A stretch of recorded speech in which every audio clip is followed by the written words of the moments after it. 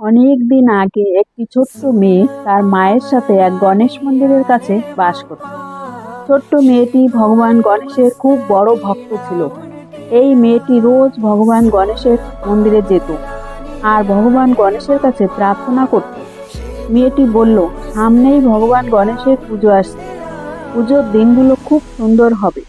মিষ্টি, পটকাবাজি, গান, নতুন জামা, সব ভালো ভালো জিনিস হবে। পুজোর দিন সকালে মেয়েটি মাকে বলল, মা আমি বাইরে যাব।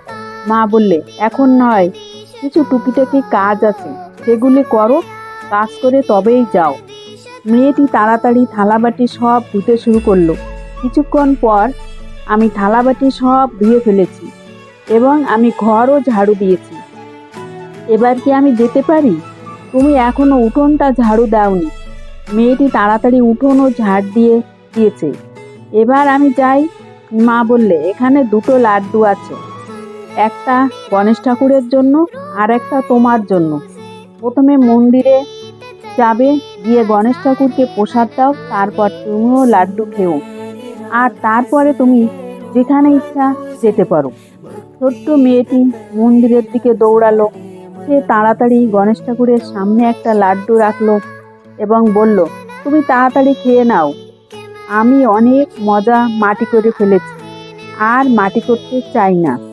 মেয়েটি আস্তে আস্তে লাড্ডু খেতে খেতে গণেশ ঠাকুরের মূর্তির সামনে অপেক্ষা করছে। দয়া করে তাড়াতাড়ি খেয়ে নাও, বাইরে কত কিছু হচ্ছে, কিন্তু আমি এখানে, যতক্ষণ না লাড্ডু খাও আমি যেতে পারবো না। মূর্তিটা একটুও নড়ল না।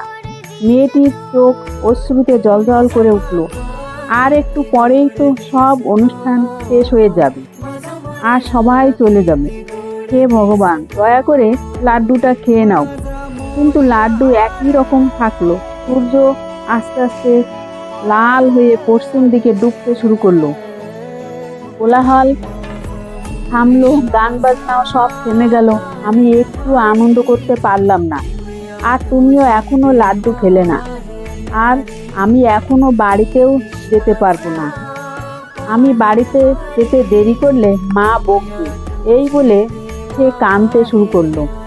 ভগবান গণেশ প্রকট হলো আর বলল, কেঁদো না। মেয়েটি বলল, এসেছো তুমি? এই নাও তোমার লাড্ডু, এত দেরি হলো কেন? গণেশ ঠাকুর বলল, আমি খুব দুঃখিত, বলে লাড্ডুটা খেয়ে নিল আর বলল, কি স্বাদিষ্ট লাড্ডু, এবার তুমি যাও আর আমিও যাই। মেয়েটি বলল, মোটেই না, আমি শুধু তোমার জন্য সব আনন্দ মাটি করলাম। গণেশ ঠাকুর বলল, হ্যাঁ আমি জানি, হ্যাঁ আমি খুব দুঃখিত, কিন্তু এর বদলে আমি তোমাকে একটা বর দিতে পারি। মেয়েটি বলল, একটা প্রবাদ বাক্য আছে, যদি তোমাকে কেউ বর দেয়, সেই বরে 3 পুরুষ সুবিধা পায়। গণেশ ঠাকুর হাসলো। গণেশ ঠাকুর বলল, তুমি তো খুব বুদ্ধিমতী মেয়ে, বড় বড় জ্ঞানীগুণীরাও তোমার কাছে কিছু শিখতে পারবে। তবে তাই হোক, তোমাকে বর দিই, তোমার স্বাস্থ্য, সুখী পরিবার, দীর্ঘায়ু হোক। গণেশ ঠাকুর আশীর্বাদ করে বললেন, তথাস্তু, আর অদৃশ্য হয়ে গেলেন। অনেক অনেক দিন পরে মেয়েটি বিদুষী যুবতী হলো এবং একজন ভালো বর পেল। সে খুব বুদ্ধিমান ও মেয়েটি সুন্দরভাবে জীবন অতিবাহিত করলো। নমস্কার।